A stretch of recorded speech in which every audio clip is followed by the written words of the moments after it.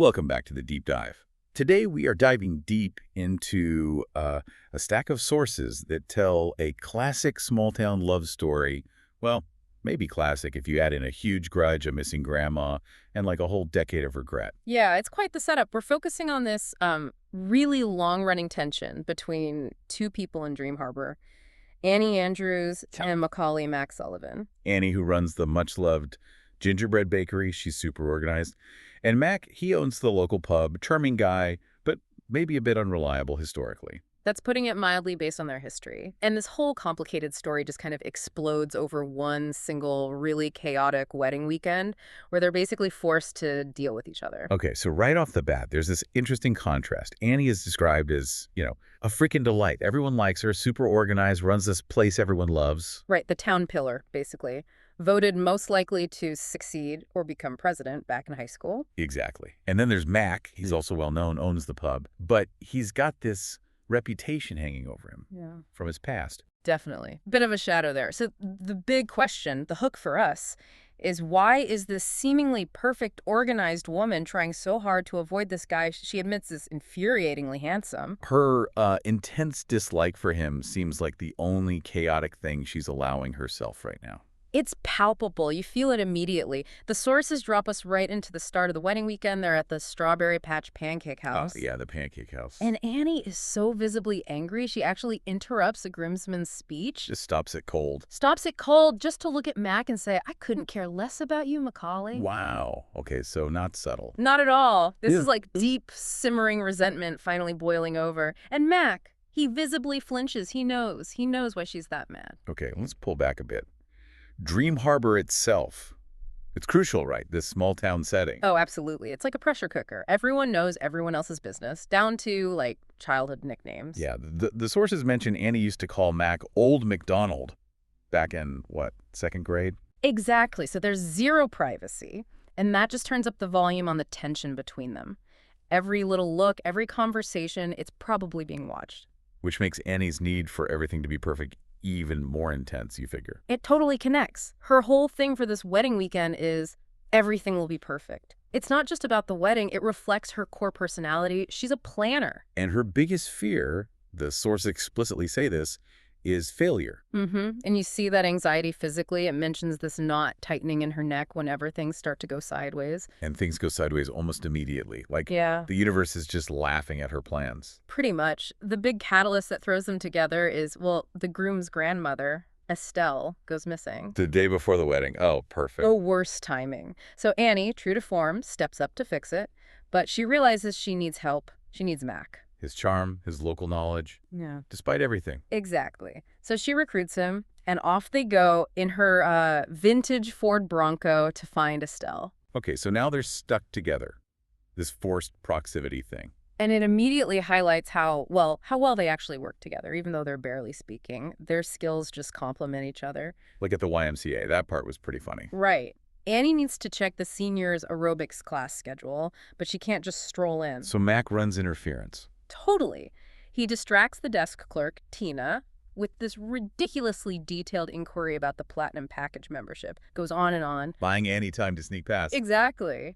It's funny, but it also shows Mac's charm still works on basically everyone in town, except Annie. She just sees it as annoying. Or maybe she sees through it. Anyway, they eventually get a lead at a cafe, right? Estelle was meeting her friend, Dot. Yep. They were apparently heading towards the inn. And even in this tense moment, searching for a missing grandma, there's this little detail. The drinks. The drinks. Mac orders for them a peppermint hot chocolate for himself, and without even asking Annie, he orders her a spiced chai latte. He remembered. From 10 years ago. He remembered. It's quiet, almost painful, but it tells you so much about the connection they had. That level of knowing someone, even when you're furious with them. Yeah. Okay, so that's the perfect lead-in. We need to go back to the then. What happened at 19? Why did things go so wrong? Well, they were coming from really different places back then. Annie was all focus, driven by necessity, really. Family situation, right. Yeah. Lots of siblings, not much money. Exactly, one of 6 kids. So she was already taking business classes at the community college, starting her bakery business, just a table at the Christmas market back then. Gingerbread cookies were her first big hit. She had a plan. Needed independence. Desperately. Meanwhile, Mac, he was just lost. 6 months out of high school, feeling totally suffocated by Dream Harbor. Still living at home? Still in his childhood basement bedroom, yeah. And cooking up this, quote, half-assed plan to just drive cross-country. He felt like he had to get away to figure himself out. Staying felt like failing to him. Pretty much. He called it stuckness. That was his big fear. And somehow, these two very different people connect. Totally by accident, it seems. They meet at her market stall. He's carrying some sugary hot chocolate, which is a nice little detail. And they start hanging out because their main friend groups are away at college. So they bond over being left behind, in a way. Kind of. And they end up spending a lot of time in that basement bedroom he hated so much. And that's where things got serious, right? Mm-hmm. The sources really emphasize the vulnerability. Oh, absolutely. In just that 1 month, they shared a lot. Annie actually helped him map out his cross-country route. Think about that, helping plan his escape from her. Ouch. And they told each other their biggest fears. Yep. Annie confessed her fear of failure. Mac admitted his fear of getting stuck, which, for him, was failure. And then there are those little specific details that make it feel real. Like Mac admitting his favorite movie is The Muppet Christmas Carol. Okay, that's kind of adorable. Right. And they baked cookies together. It clearly wasn't just casual. Mac felt it was a big, giant something. But Annie was hesitant because she knew he planned to leave. Exactly. She was falling for him, but she didn't trust the guy who was already planning his exit route. She saw the runner. The runner ran. He did. He leaves. And the fallout for Annie is just brutal. The sources give this really specific, heartbreaking detail. The diner. The diner. A year later, December 23rd, she waited for him in their usual booth, just sat there, hoping. Oh, man. Waiting for someone who isn't coming. And she cycles through it all, hope, anger, grief, until she finally lands on the conclusion that he just used her. Which confirms her worst fear, right? That trusting him, trusting her own judgment, was a massive failure. Precisely. That moment in the diner, that's basically the birth certificate of her decade-long grudge. It teaches her to rely on planning, on control, not on feelings. Okay, so flash forward again, back to the present. They're in the Bronco searching for Estelle. And Max starts to explain. Yeah, he slowly lets the truth out. He didn't just disappear forever after leaving the first time. He actually came back. When? For the New Year's Eve party that same year. He planned to surprise her. But. There's always a but with him back then. There is. He saw her at the party, but she was with someone else. Another guy, Ryan. And Max just chickened out. That's the phrase used. He felt lost, couldn't face her, didn't know what to say after breaking his promise to return. So he left again. Left town again the very next day. Total self-sabotage. Wow. He had a chance to fix it, or at least try, and he just ran again. Yeah. Reinforcing his own worst image of himself. Exactly. Instead of fighting for her, he doubled down on being the guy who leaves. And the tattoo comes in here. Yeah. As this, permanent reminder of that moment of his regret, he got a small tattoo, her name, Annie, on his left rib cage. Hidden away. Hidden away, like a secret acknowledgement of what he lost or threw away. It's painful, right? Proof he cared, but proof he was too afraid to show it back then. It really speaks volumes about his internal conflict at the time. Okay, so while all this emotional stuff is happening, they're still looking for Grandma Estelle. Right, the search mission. It finally reaches its peak. They track down Estelle and her friend Dot. And where were they? They drove all the way to New Hampshire, hours away, to get something from Estelle's cousin, Sylvia. Okay, what was so important?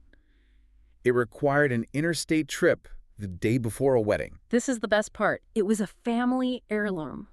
An ancient, old-timey nightie. A nightgown. Seriously. Apparently, it's meant to bring the bride good luck, like magical lingerie. Oh my God. They drove all that way for some magic antique underwear. Mac's reaction is exactly that. Just pure, hilarious disbelief. He says something like, "We did all this for some magic old-timey lingerie." I can just picture it. The absurdity must have been overwhelming. Totally. And that shared moment, realizing how ridiculous the whole situation is, makes them both burst out laughing hysterically. In the Bronco. In the Bronco. And that laughter, that's the real turning point. It just shatters the tension. It's the first time they've connected like that, genuinely, in 10 years. It breaks down that wall she's had up for so long. It does. And it allows her to finally say it out loud. Just honestly admit, you crushed me. Owning the hurt. And how does Mac respond to that vulnerability? With action, not just words. Right after that, they find a box of abandoned kittens at a farm stand. Kittens. Okay, random but cute. One orange, one black and white. And Annie immediately starts worrying about them. What will happen to them? Of course she does. She's a caretaker. And Mac, without making a big deal out of it, just scoops them up, tucks one into each pocket of his coat. Early. Yeah. Not as some grand romantic gesture, the source says, but just to stop her from worrying. It's about her immediate peace of mind. That's different. That's showing up for her now. Not about the past, just being present. Exactly. It's simple, uncomplicated commitment to her well-being in that moment. A huge contrast to the guy who ran away 11 years ago. He's finally showing up. And that seems to be the theme for the end of their story arc here. Showing up. Definitely. It culminates at the wedding reception. Back in Dream Harbor, prime public stage, Mac gets up to give a toast. Okay, big moment in a small town. What does he say? Well, he toasts the couple, Logan and whoever he married, but then it becomes about his own journey. It's a public declaration. Of what? He basically says he didn't come back to Dream Harbor because he failed out there or because he got stuck. He came back because he realized he missed home. He chose to return. He's reclaiming his narrative. He's not the runner anymore. He's the guy who chose to be here. Precisely. He's rejecting that old identity publicly. And that seems to be what Annie needed to finally see. The proof. The proof. Watching him later, walking down the aisle, maybe as a guest, she has this realization. Mac has built a life here. He renovated the pub, added trivia nights, karaoke things that build community. It is his own. And crucially, he renovated his parents' old house. Put in a new kitchen upstairs. Not the basement. Got rid of that basement bedroom entirely, demolished the symbol of his stuckness, and replaced it with the symbol of home, of permanence, of sharing a life. He literally rebuilt his foundation. And seeing all that, understanding he chose this life and that he wants her in it, that's when Annie lets go. After a decade. After a decade. She just looks at him and says you're forgiven. Simple as that. And Mac's response, just as simple, just as heartfelt. I think you're the love of my life. Wow. Okay. So they got there. It took a runaway grandma and some kittens, but they got there. It shows that sometimes, maybe most times, for a second chance to work, both people have to sort out their own internal stuff first. Their own fears. Mac had to prove he wasn't stuck. Annie had to risk trusting again. So wrapping this up, what's the big takeaway from this deep dive into Annie and Mac for you, the listener? I think it really hammers home how critical it is to face those core fears. Yeah, Mac had to beat that stuckness anxiety by making an active choice to belong.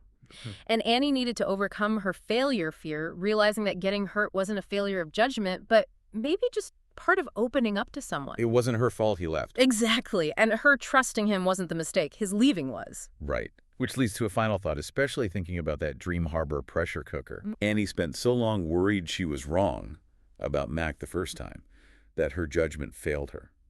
Now she's finally admitted she loves him. They're together. What's the bigger risk for her now, living in that gossipy town? Is it the risk of getting her heart broken all over again? Or is it the risk of having the entire town whisper, "See, we told you so," about the relationship she fought so hard against for 10 years, that public validation of something she denied? Ooh, that's interesting. The private risk versus the public "I told you so." Yeah. The pressure of finally being what everyone else maybe saw all along. Something to think about. Thanks for joining us for this deep dive. We'll catch you next time.